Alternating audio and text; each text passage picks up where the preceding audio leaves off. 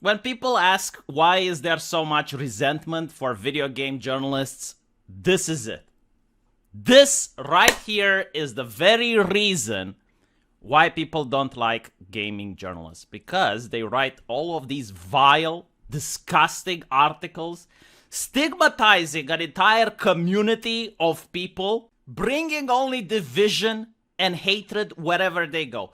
Arch Warhammer is 100% correct. You need to gatekeep against these ideologues because they clearly define themselves as not only not being gamers, but being better than you. They want to take control of the conversation and decide who gets to be part of the conversation and who isn't.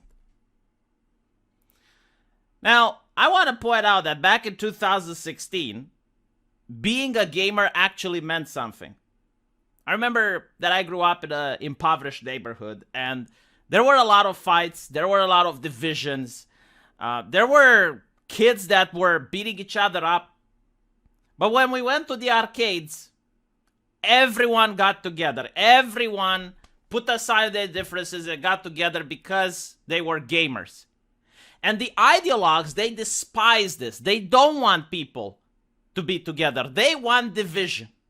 So what they do is that they segregate the community into people that are good and then the people that are toxic. In other words, you don't have gamers anymore. Now you have gay gamers, you have female gamers, you have black gamers, and there is oppression going on, but luckily the journalist is here to save the day. So they think that you as a gamer are terrible people. As such, they must be good people. They must be decent people. So they want to get rid of not only you, but your friends as well.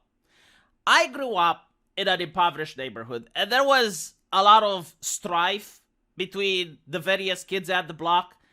There were a lot of arguments and confrontations, sometimes kids even beating each other up. But when we went to the arcades, everyone got together because that's what gaming meant for us. It was a medium that made people put aside their differences, getting together in understanding and harmony, and this is what the ideologue fears and hates the most. They do not like it when the community comes together as a whole. They need to segregate the community so that they can control it. They want to have gay gamers and black gamers and women gamers. And they say that no, there's an actual struggle going on. There is a zero-sum game going on between these factions. And they need the journalist, the shepherd, to lead the good people to the promised land. And this is exactly what this article is meant to do. It is meant to break us apart. Because the ideologue, the journalists, they don't play video games. They don't know how to write about video games. They don't know how to talk about video games. But they are getting paid to. So they need to become the PR arm of the corporation to justify their salary. Instead of talking about the bugs that games have, instead of talking about the glitches, the fact that some games are having too much pay to win, they would rather talk about sexismus and misogynismus and cultural issues that most people try to get away from in order to play a video game. Video game used to be about escapism, not about more of this crap. And this is why you need to gatekeep. Never allow people that are trying to push division, push an ideology, to invade whatever forum, whatever group of friends you have. These people come in, they will accuse you of istophobia, and the only solution to get rid of said istophobia is to give them moderation. Once they have moderation, it's over. Even if 99% of people disagree with them, they will use their moderation power in order to ban all your friends, to make sure that no one gets to talk about the things they want to talk, which is video games. Instead, you're going to talk about refugees and Trump and whatever other thing besides video games. Got a little bit riled up. And another thing you need to always be worried about is when you see titles with we. Gamers are terrible people and we. Who is we, Stacy? Why are you saying you and I? Do you know me, lady? Do you know who I am? Have you served in the military with my father to talk about we? You do not know my name. You do not know who I am. How dare you use the word we? You have no right to use the word we. Start talking like a normal human being. You should talk with I, myself, my opinion. We. You have not been elected by anyone. No one elected you as the representative. Show me the votes, Stacy. Where are the votes? Who are the people that chose you as their ambassador? You are a wage cage, Stacy. You work for a corporation. You're a corporate slave. That's who you are. There is no we. I do not work at The Gamer. I am not associated with that business. I am not associated with that multi-billion-dollar entity.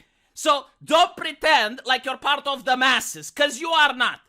The multi-billion-dollar entity does not represent marginalized folk. It represents its financial interests. And in the case of game journalism, it is the PR arm of game publishers. That's it. That is your focus, is to distract away from the problems that game publishers have and sell their game.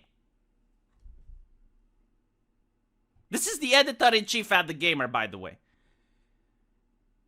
It's just, I'm a little bit upset, I gotta say. Like, I have been upset with having my friends, my acquaintances just called all these terrible names by people who work at multi-billion-dollar corporations.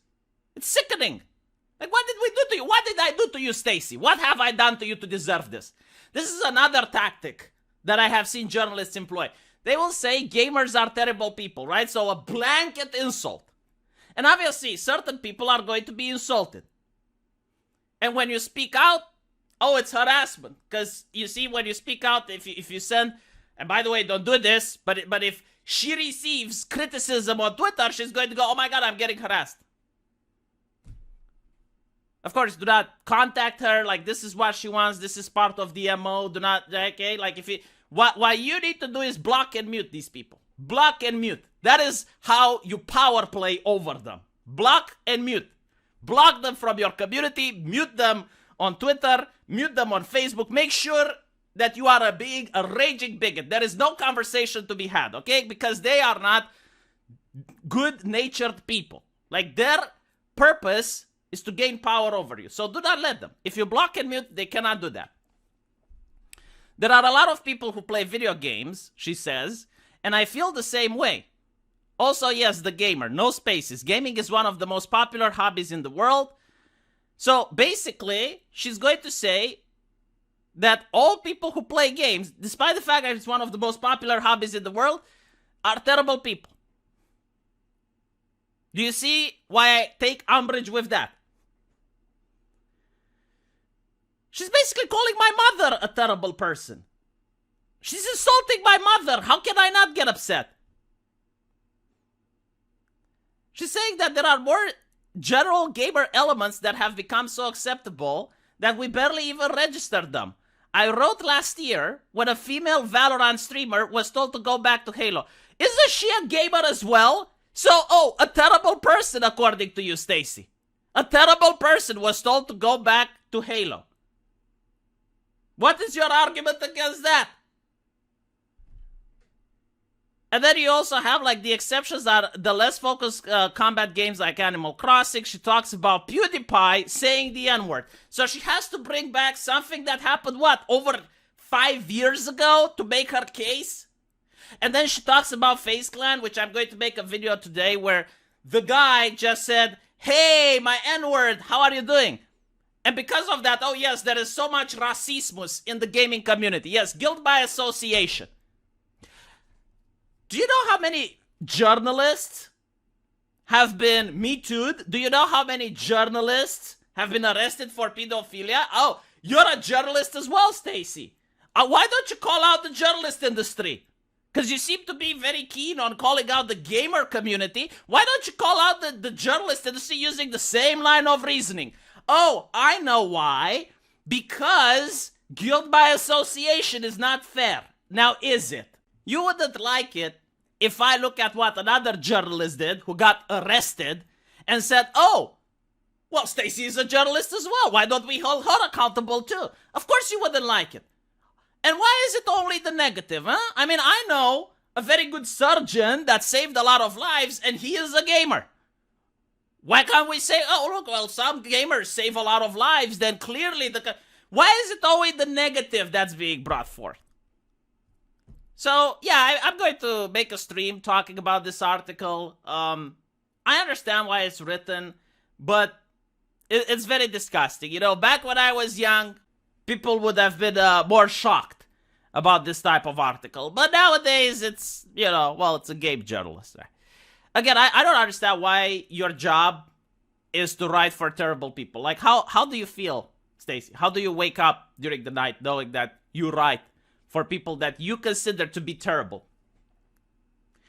Well, the reason is that you are not the clientele. The clientele are the game publishers and the people that want to have ads on this site. You are the product. Like, Stacy's job is to divide you, to get you angry, which she did with me successfully, I gotta say, and at the same time to create division.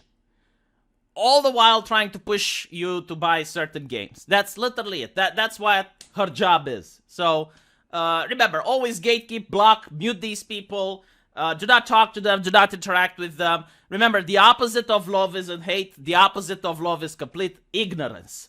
So let me know what you guys think, and I'll see you in the comment section. Take care.